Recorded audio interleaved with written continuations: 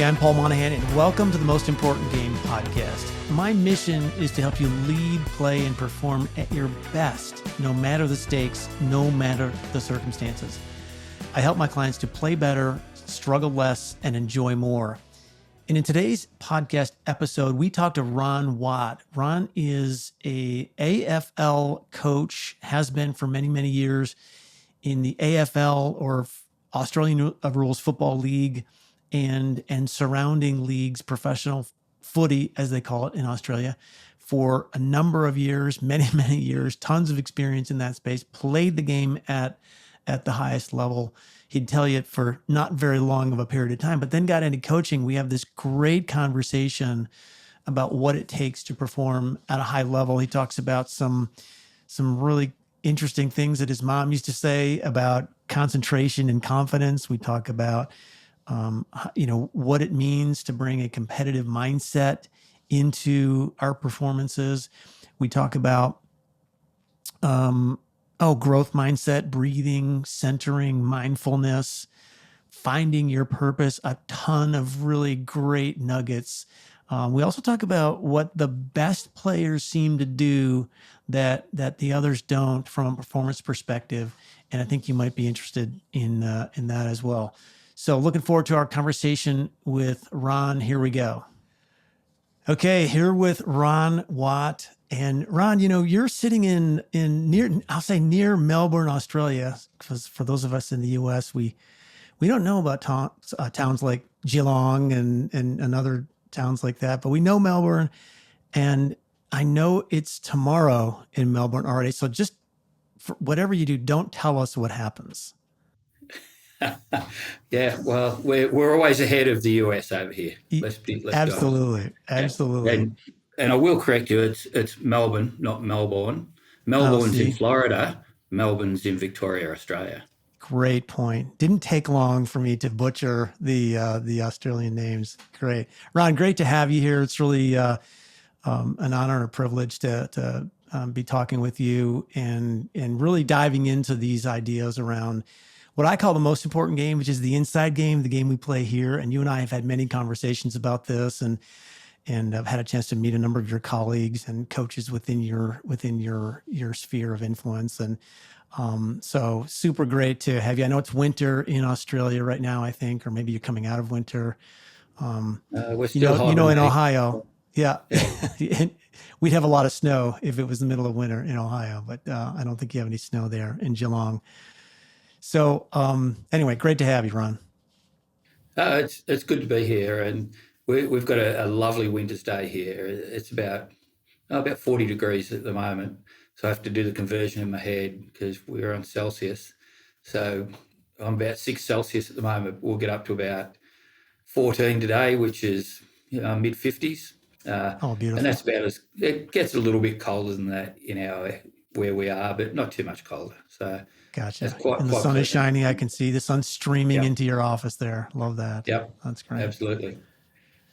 So Ron, I want to dive right in, and I want to talk about Australian rules football. So tell me about your performance journey in the space that you've been in for really your entire career, if I have that right. Yep, pretty much, yeah. What do you know about Australian rules football? I know a little bit about what you and I have talked about. I know the pitch is it. Do we call it a pitch, by the way?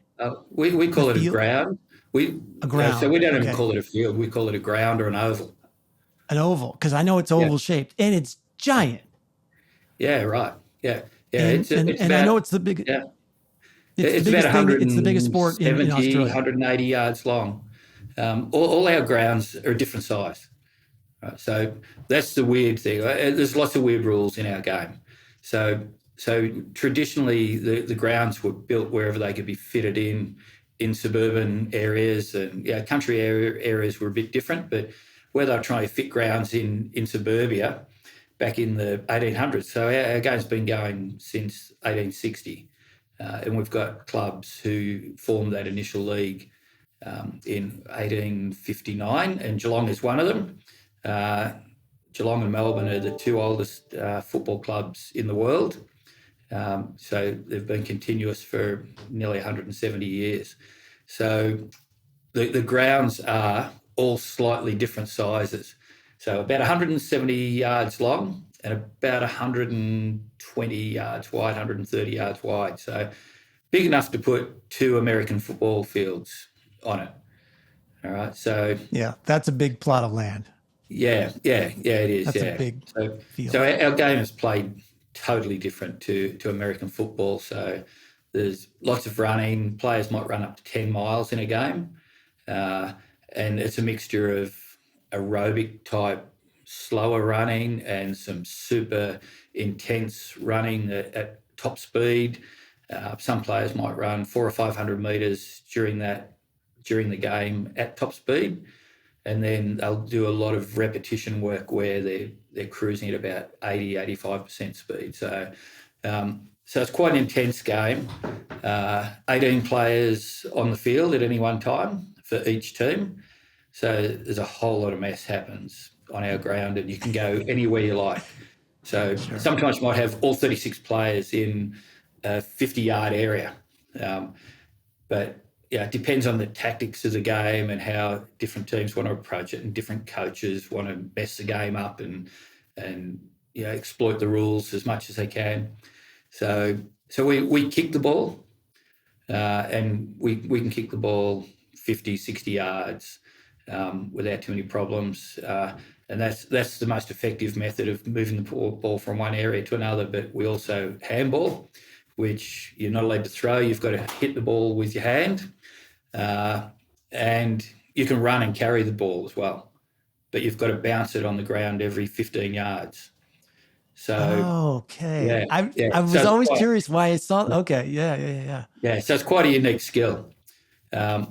And we don't have the blocking of American football. You can block for a teammate, but it's not a huge part of our game. It's used in bits and pieces, but we don't do set plays like they do at the start of when they play the ball each time to get to the quarterback. So we start the game a bit differently. Too many weird rules to try and explain in a couple of minutes here, but I've had people come with me to the football, and you just talk non-stop about why somebody did something, how the ball got there, or why it didn't go there. And I'm even learning new rules every year. There's a rule comes up, I go, I didn't know that, and I've been involved for 60 years. So yeah, so it's a good game and lots of fun. So I'm not quite sure where we're going to, but I just love talking about our game because it's great. Well, no, I think setting the stage that there's this game that, to us over here, it looks like rugby with a lot more guys on a bigger field, if you will, but it's not that. It's very, very different than that. Yeah. There's lots of tackling. There's no padding. You can jump up on an opponent's shoulders and catch the ball, or we call it a mark. So if you catch it after a kick, you get to start the play again without people jumping on you.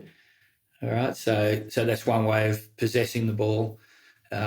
So we learn a lot of things from rugby. We learn things from American football around some set plays and set pieces. We learn things from ice hockey around rotations and how to use your speed in really short bursts, or how to continually rotate and get the most effective output from your players. We learn a lot from soccer on how to get great defensive formation or how to control the ball. Basketball, the quick hands and the defensive triangle and triangle offense. We put those little structures into play in small areas of the ground. So we learn a bit from everyone, and we're really curious learners here, and we're that far from the rest of the world that we like to get around and see what's going on in other parts of the world and take great ideas home. You do, and I'm glad you did, because that's how we met, and that's a great story in and of itself. But the idea that, all right, how did you get into the game? Tell us that story. You're a young buck in downtown Geelong, and somebody says, "Hey, let's go play footy." Well, yeah, I came from New South Wales, which is about 4 hours north of where Geelong is. So it's a state, and one of the other states in Australia. And I lived in a country town with about 1,000 people. And all there was to do in winter was football, and summer was cricket. And cricket's a weird game too. So we could talk for an hour about that, but we won't.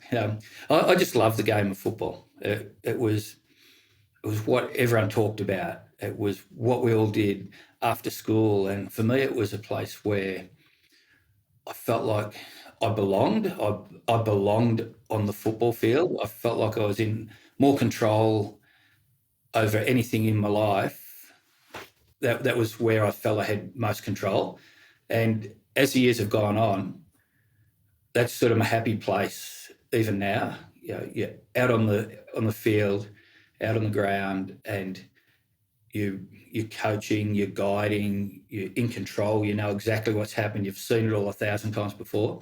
So when I was a kid,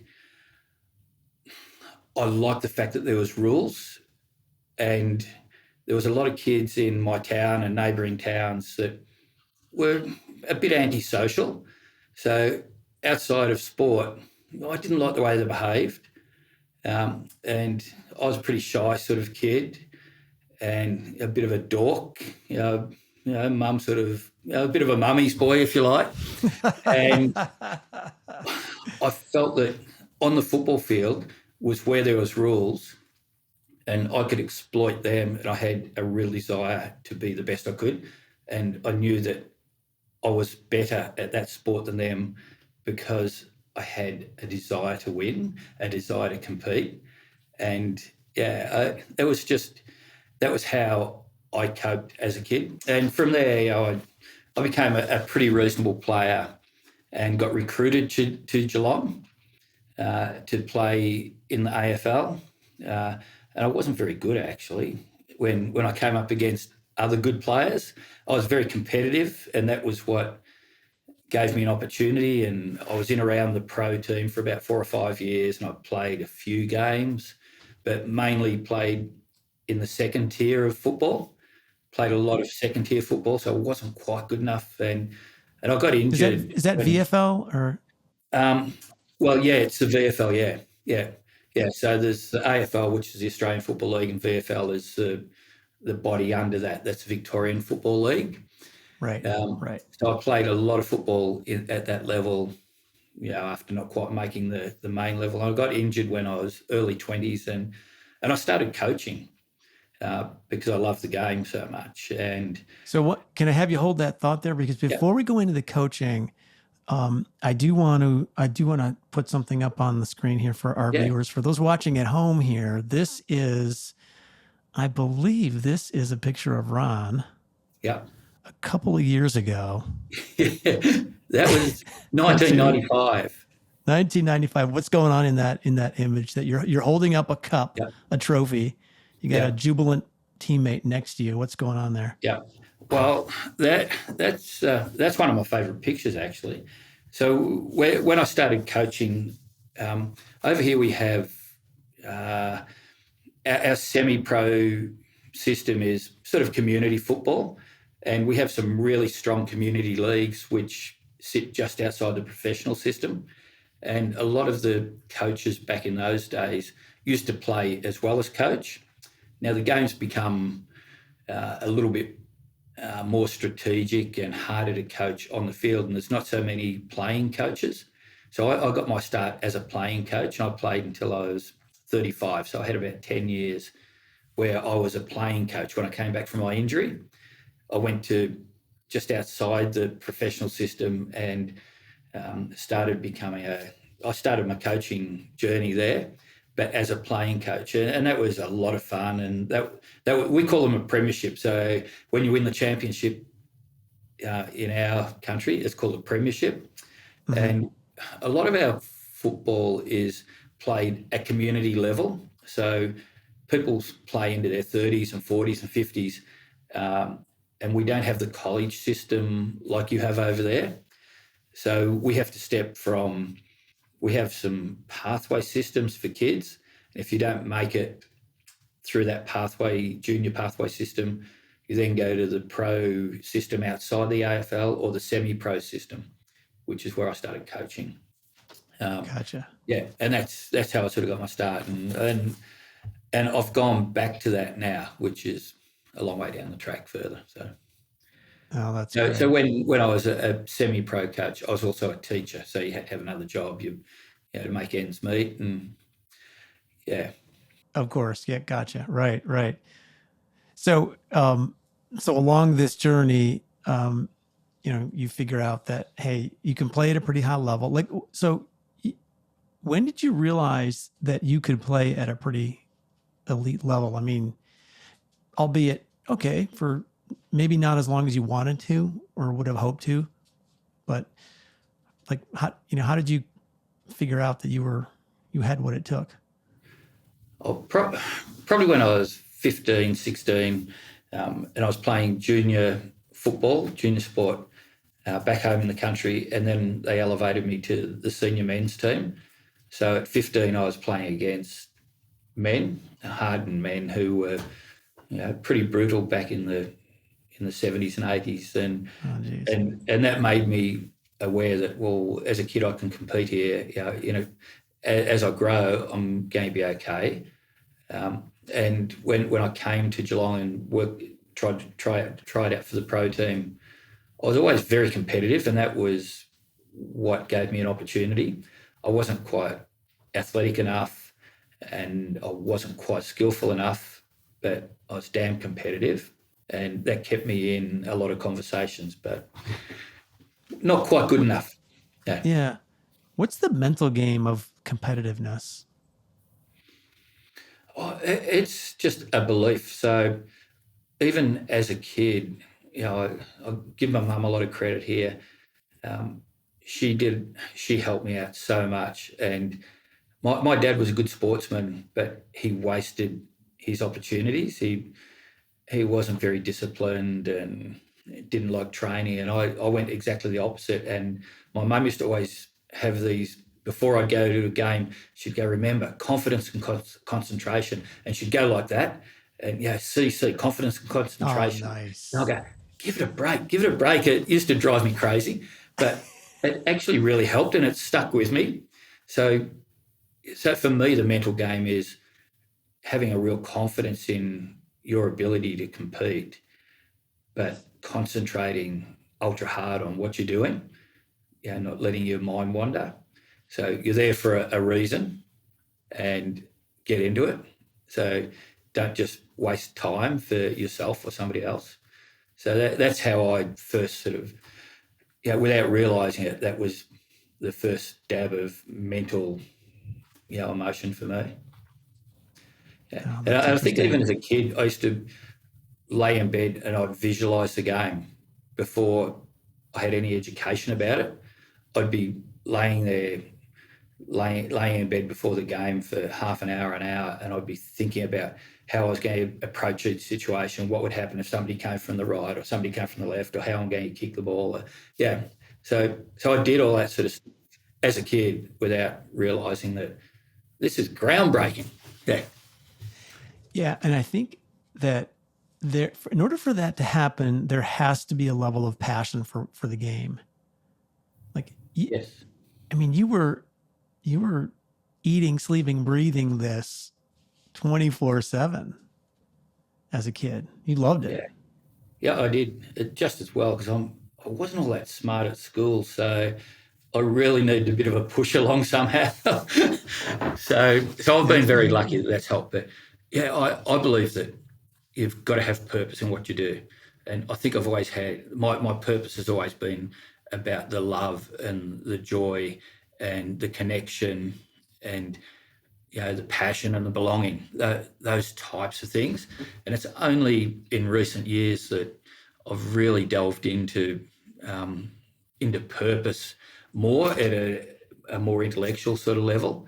I think I've always had purpose, but hadn't quite understood it as much as I have recently, and done some work at the University of Wisconsin with Professor Christine Whelan, who wrote a great book called Finding Your Purpose. And it was a really good read, and I contacted her, and I've since taken coaches with me to do some work with Christine. So that sort of extended my thoughts around purpose and why we actually do what we do.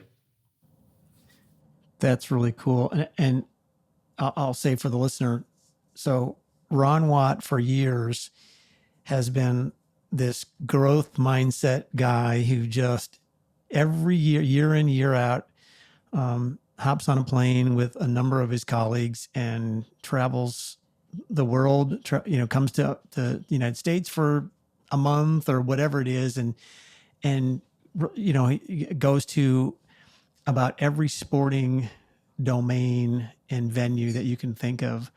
And Ron, I think that's been I don't know anybody who's really doing it at that level. I'm sure you can give me some examples, but I just love this idea of stepping into all these different competitive and performance domains and learning so much from them. So that's really cool. Tell me more about the work that Christine Wheeler's doing and how finding your purpose as a concept has impacted you and the coaches that are around you. Well, it's really simple stuff. It's just a matter of having it laid out in front of you and challenging your thinking, because we all do whatever we do, whether it's music or golf or football. There's a reason why we do it, and you've got to find what that driver is for you. So the purpose is the why. Why do we do what we do? And then the goals are the how. The purpose leads you to your goals. So a lot of people, I think, mistake goals for your purpose. It's about winning a championship. Well, it's not always just about winning a championship.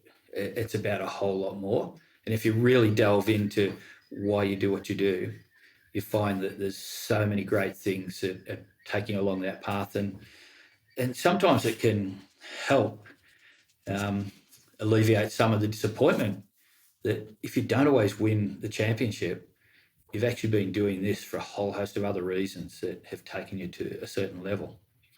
And then you can worry about something on top of that. But I think Christine just makes life, the thoughts about life and why you're doing what you're doing, really ordered and simple. There's no rocket science in it. It's just a matter of laying it out and just challenging why you are doing that. Yeah. Interesting. So yeah, it's not so much in the complexity of it. In fact, the beauty is in the simplicity of it as it's laid out in front of you, because you can apply it. And the insight comes from, hey, a goal is not a purpose. A why, you do something. Well, that's something different. Yeah. It's sort of interesting. Even now I coach semi-pro because I love coaching, right? I just sort of can't stop coaching. I just love having that involvement. And that's my purpose, is that involvement. And when I say to the players or the athletes, what is your purpose here? Most times they'll go, it's about belonging. It's about fun. It's about fitness. It's about enjoyment. And very, very few people actually say it's just about winning. And amazingly, if you get your purpose right, the winning takes care of itself. And then it becomes a whole lot more fun. But yeah. And I think too, since COVID, people look at things just a little bit differently as far as why do you do what you do? Mm-hmm. Yeah. Yeah, I think you're right. I think going through something like that together in all of the different ways that we did. Look, for some people, it meant that the work that they were doing was double or tripled because, their business was impacted in a way where the the business grew so much and they needed to be there. So that was a piece of it. Others were maybe let go of their work, and didn't work for a while. So there's all kinds of different scenarios. I think it's given us pause to think about what is important, because we lost so many people close to us. I think that's another piece of it as well. Yeah, let's hope we don't go back there. Yeah, let's hope so. Oh my goodness. As we talk about purpose, so one of the things I'm kind of working through right now, Ron, is this this idea that any of these performance realms or performance domains that we could talk about, a lot of them are sports, but a lot of them are outside of sports. It could be ballet, it could be music, it could be public speaking. There's just lots of them, right? But they require a couple of things. Number one, they require a lot of skill to be done at an elite level. But they also require a lot of self-management, like the skill of managing mentally and emotionally through the moments that come at you or that you step into. And I think that's this interesting thing that I've been exploring in a little bit in the golf space. Well, actually a lot in the golf space for me, but so I'm trying to figure out, like, all right, what's more important? Is something more important, or is this, I guess I'm landing more on this idea that there's this symbiosis, there's this connection between the skills that we have to bring and the mental game that supports them. And it's more like this than maybe separate silos. I'm just curious if you had any thoughts about that. Well, I think it's still one of the great unknowns on how you actually tune into somebody's mental capabilities at times, because I think the biggest thing that I've found, and talking to a lot of our professional coaches, it's more the things that are happening to the athlete away from the sport that is dictating what's actually happening to them with how they perform. So if the coach becomes a bit more athlete-centered and understands them more and knows what's happening with them in an outside world, not everything that they're up to, but I think there's lots of things they can help their athletes with if they have a greater understanding on what are the things that are impacting them before they even get to the training venue. So that's one thing. The other thing that some of our teams do here is they work really hard on growth mindset. So, talking about the things that they can control and grow themselves around their training and also outside of training. A lot of our teams here do breath work.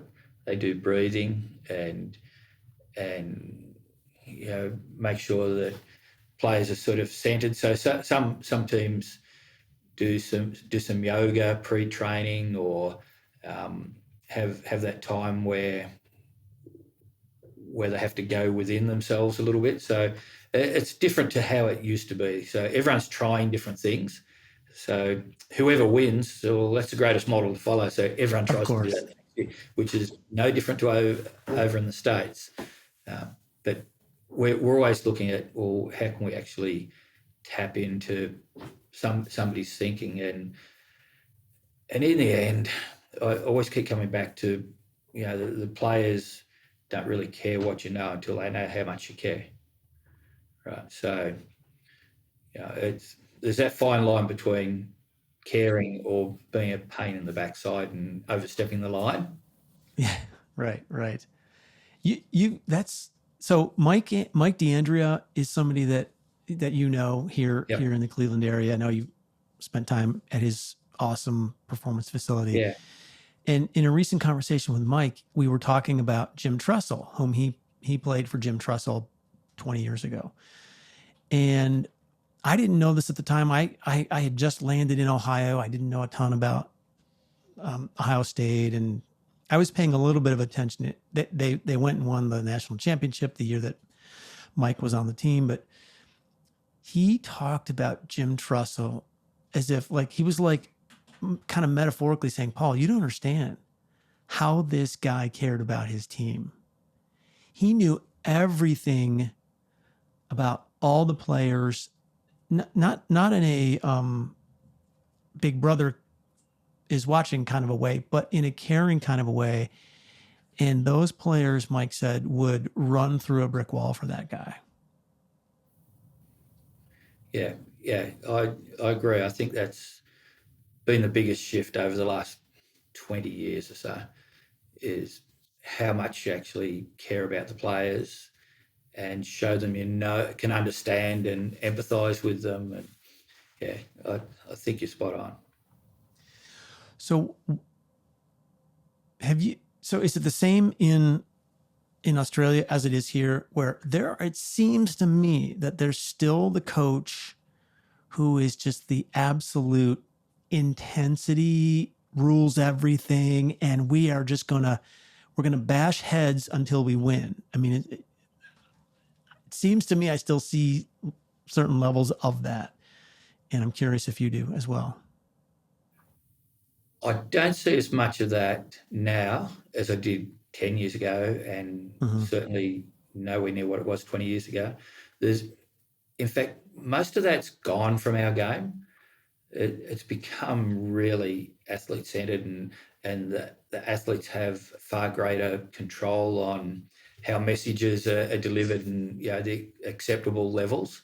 Without there's a time where the coach needs to be able to put their mark on something, but in general, people, I think now, and young people want to be able to do things because they feel it's the right thing to do, not because they're told to do it.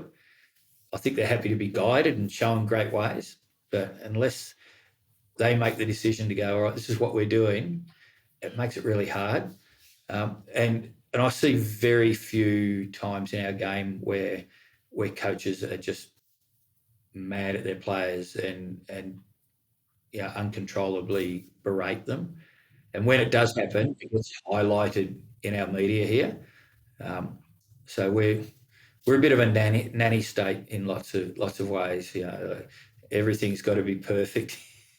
So if you're going to do that, it's got to be done behind closed doors. But I don't see as many instances of that as there once was. Yeah, there's self-determination theory is not just a theory. Like, self-determination theory works, and it's the autonomy piece of it, I think, that is so incredibly important. We didn't like when we were 7 and mom said, you got to make your bed and brush your teeth before you run out to play. Like, we didn't like that then. We don't like it now. And so I think the coaches, the leaders, the teammates who can influence, not by directing, but by inspiring, like that makes all the difference. Yeah, absolutely. I'm sort of taken aback sometimes now when I see a coach or hear a coach berating a team or players. So I think we've come a long way from where we were. There's no doubt, and I agree. That having some autonomy with what you do is just so important in sport and in life. Yeah, I had an interesting conversation last week with some professional golf coaches, and they were really concerned about some of the times that, like, so a young golfer in the States here, like, I'm sure it's the same in Australia. A lot of times mom and dad might be the coach, right? And I was talking to one coach and who has a client, a young player, and dad is just leaning in so hard, and so he's having to work so much. Dad is so directive, and he's so, like, kind of in this player's face. It's just so a lot of the coaching is, all right, you got to coach the parent in that space, and guide the player, because the player, they can go.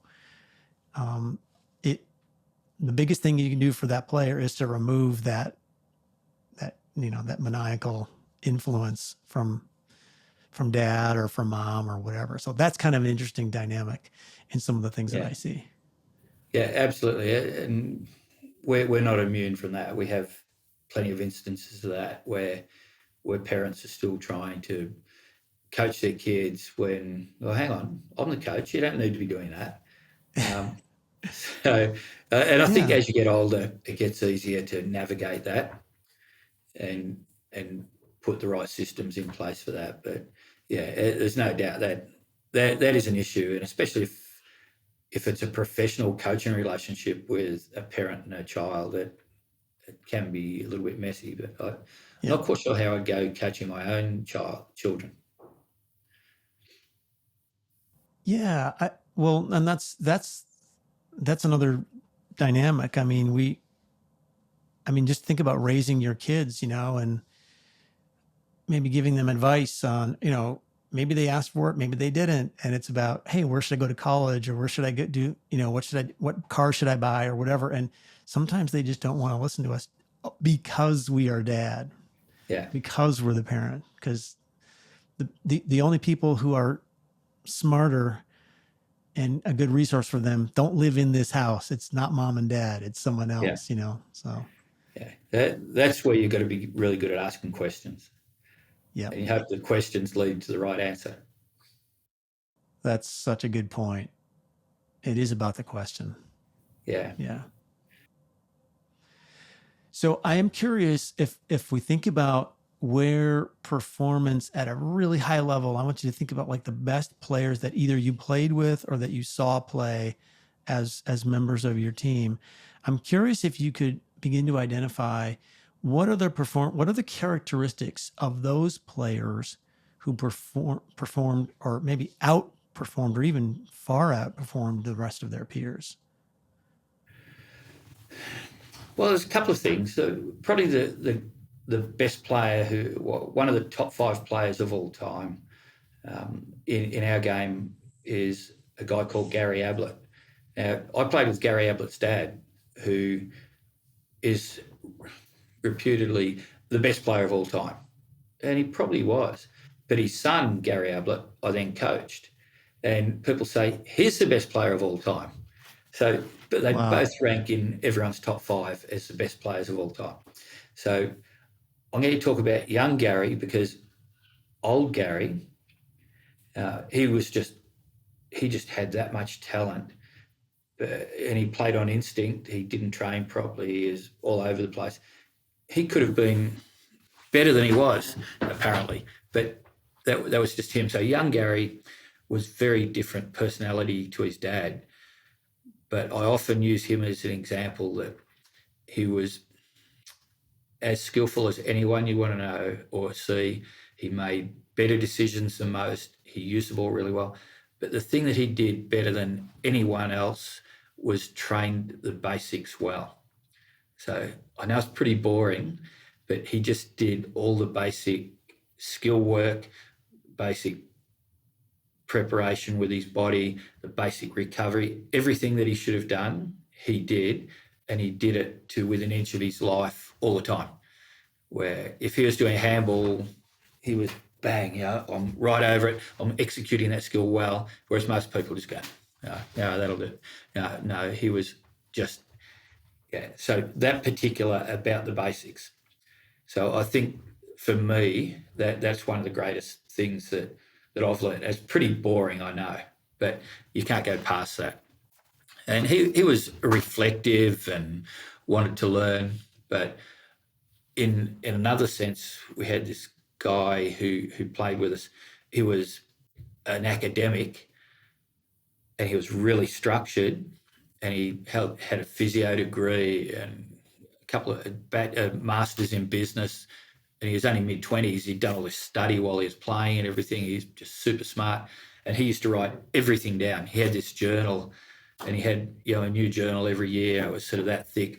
And everything he did at training, everything the coaches said, every time he played an opposition player, he wrote everything in his diary. As soon as he came in off the field, bang, that was there. No kidding. Yeah.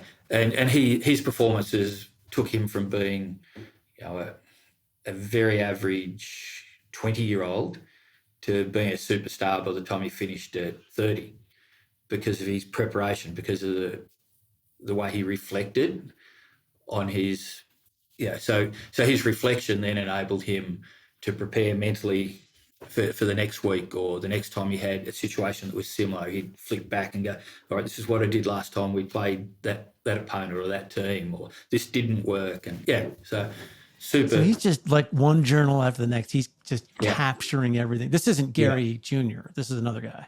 No, this is another guy. Yeah.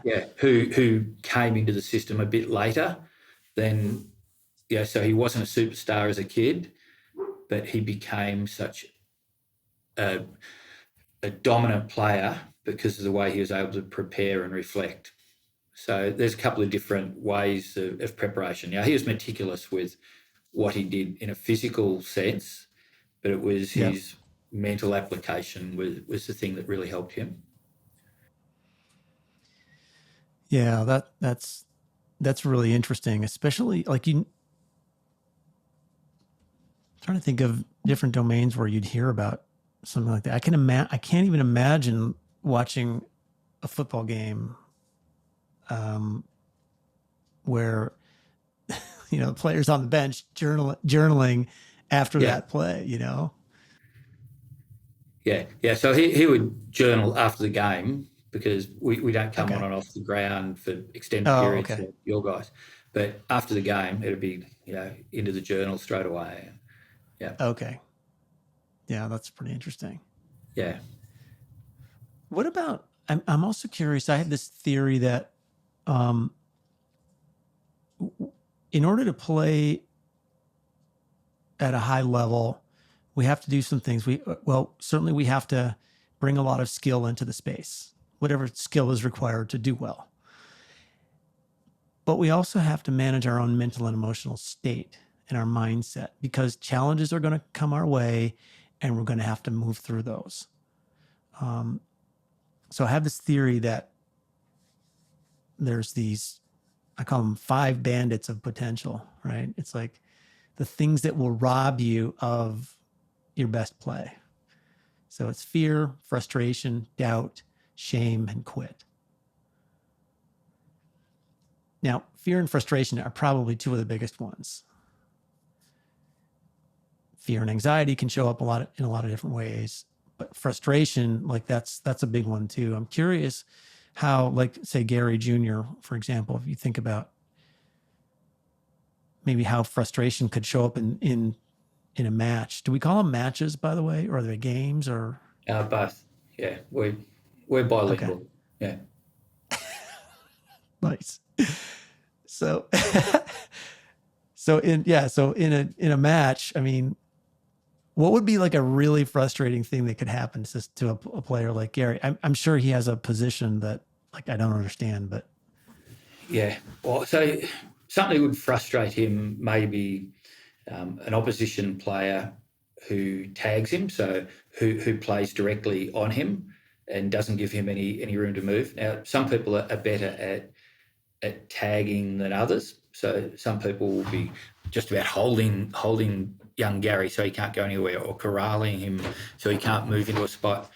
So that's one frustration. Another frustration might be that his teammates don't block for him, or that his teammates don't give him the ball when he's in the right position to get the ball, because they're not elite decision makers the way he is.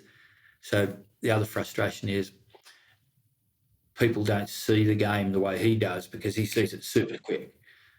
He's seen it 1,000 times and he can react really quickly. He's like a cat and he makes good decisions. So he gets frustrated with others that can't make those decisions.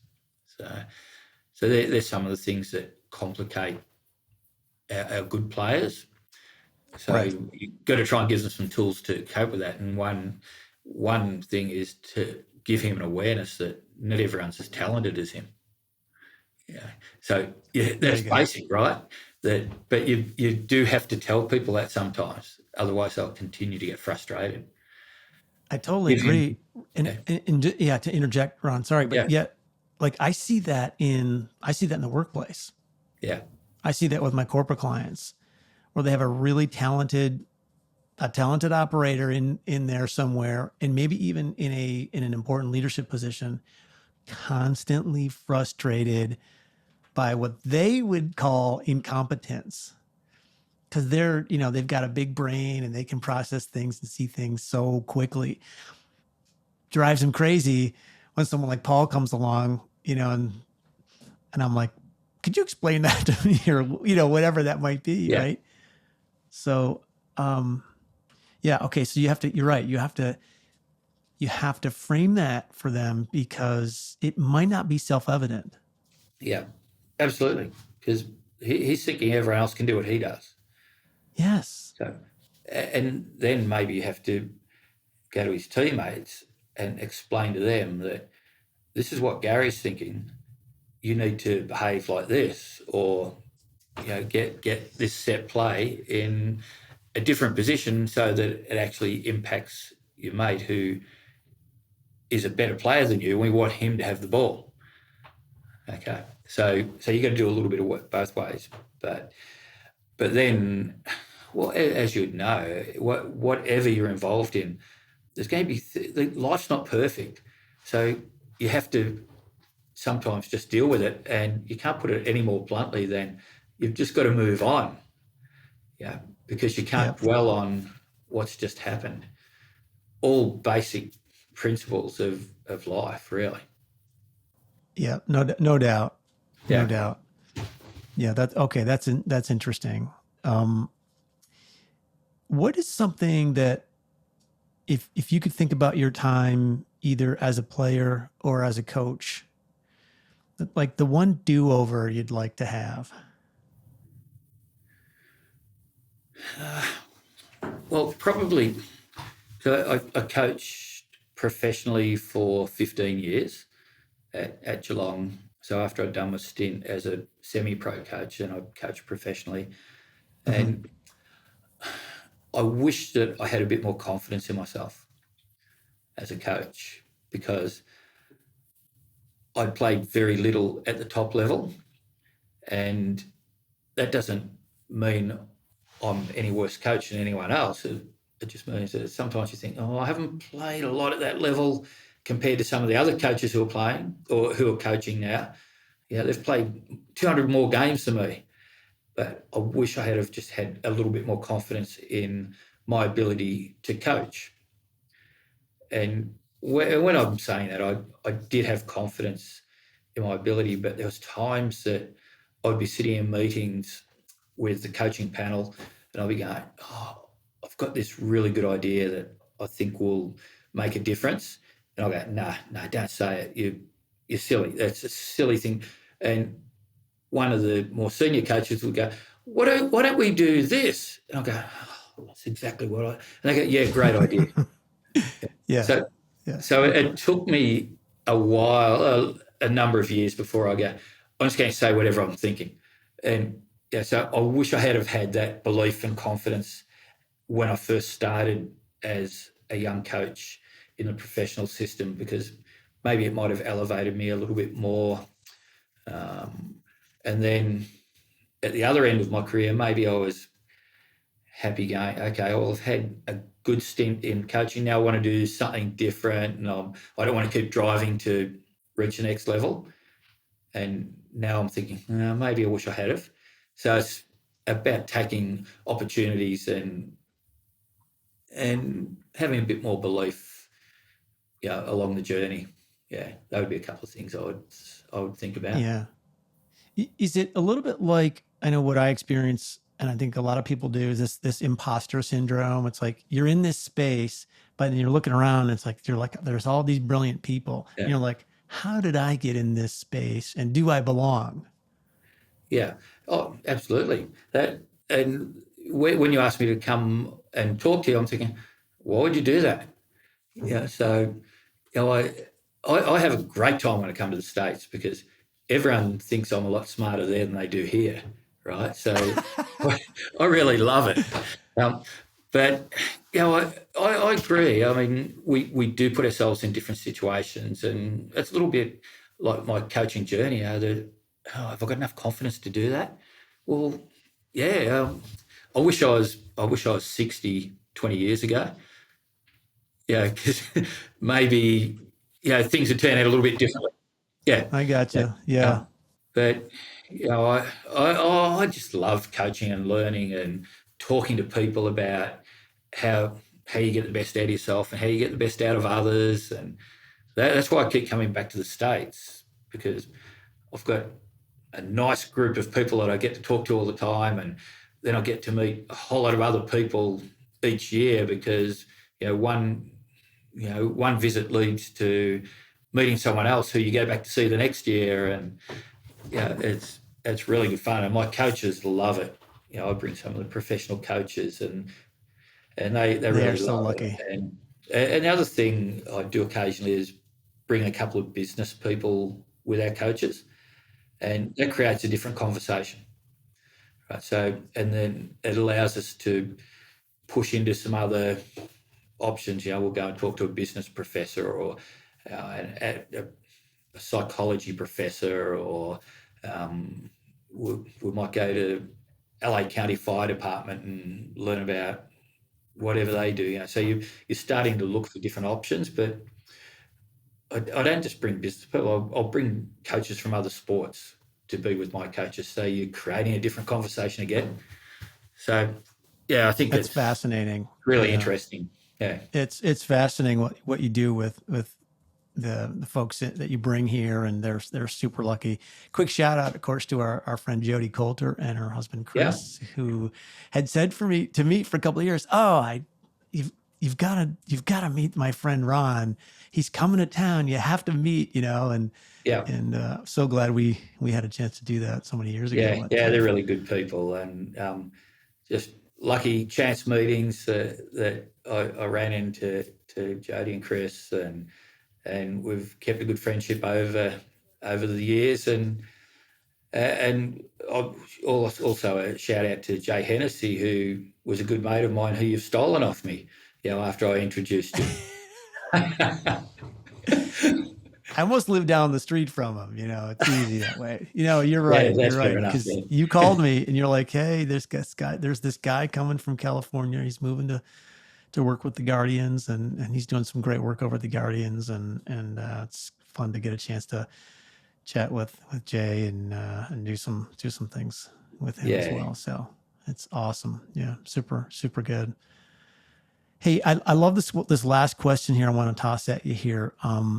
As we wrap up, and I'm looking forward to, by the way, your visit to the States here in the fall. I think you said, right, November?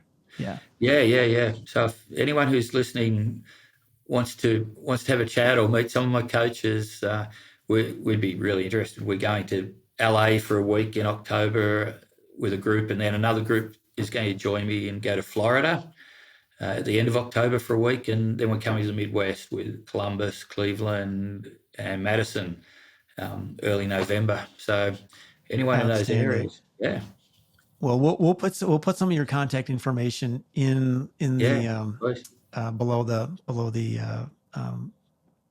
or in the YouTube channel and in the podcast, so people can reach out if they want. It'd be great. Yeah, spending time with Ron and his colleagues is time well spent. Yeah, and the coaches are usually a lot smarter than me, so I'll just sit there and won't talk, and they can do the talking. So you always bring smart people. That's good. Yeah. All right, here we go. Last question. Best advice you have ever heard or ever received, besides mom's confidence and mom's double C confidence and concentration. Yeah, there you go. That's a pretty good one. Yeah. So an old coaching mentor of mine, when I first started coaching at Geelong, and I sort of prefaced it a bit before by saying, I had these ideas and didn't really come out with them enough, and sometimes felt that I wanted to be more like the head coach and more like one of the senior assistant coaches. And so I'd try and shape my conversations with the players a little bit more confrontational than what I was, because that's what they were doing. So I was trying to do that. It wasn't sitting well with me. And my coach mentor, a friend who really became a mentor said, you're better off being a first-rate version of yourself than a second-rate version of someone else. So what he's saying is do what you think is right, behave how you want to, and you're in this position because you're actually all right at what you do. You don't need to copy someone else. That's pretty good. I love that. That is good advice. Ron, great way to kind of end our conversation. I know there'll be many more conversations. I'm looking forward to our next conversation. Yeah. Hopefully live here in Northeast Ohio when you come in the fall. Looking forward to it. Thanks so much for spending time. It's my evening. It's your morning. That's right. But again, it's Wednesday where you are. So don't be telling me what happens. Well, we won more gold medals at the Olympics. We're just carving it up at the moment. Oh my goodness, swimming, right? Yeah, the ladies swim team, and a bunch of stuff going on. Yeah. That's so it's interesting because I've done a bit of work with the USA Olympic teams over in San Diego, and John Crawley is a good friend of mine. Oh yes, Christine sure. Bolger, who you would know, John. And I sent them a message. It might have been the day before the games opened, and they came back pretty quickly. But they are working hard, and there's lots to do. But they're super excited, and it's great to have a little bit of a personal connection with someone who's involved. So you feel like you're no doubt. Connected. Yeah. No doubt. Yeah, there's a bunch of people in that San Diego area that the Zach Weatherfords and just a whole bunch of folks that are in and around that Olympic domain. It's kind of cool because that's the best of the best. I mean, it's pretty darn good. Absolutely, yeah. It's been great. If anyone wants my contacts, please, love to have a chat to anyone. We'll put it in the detail below for sure. And Ron, good to see you. Looking forward to chatting soon. All right. Thanks, Paul. You got it.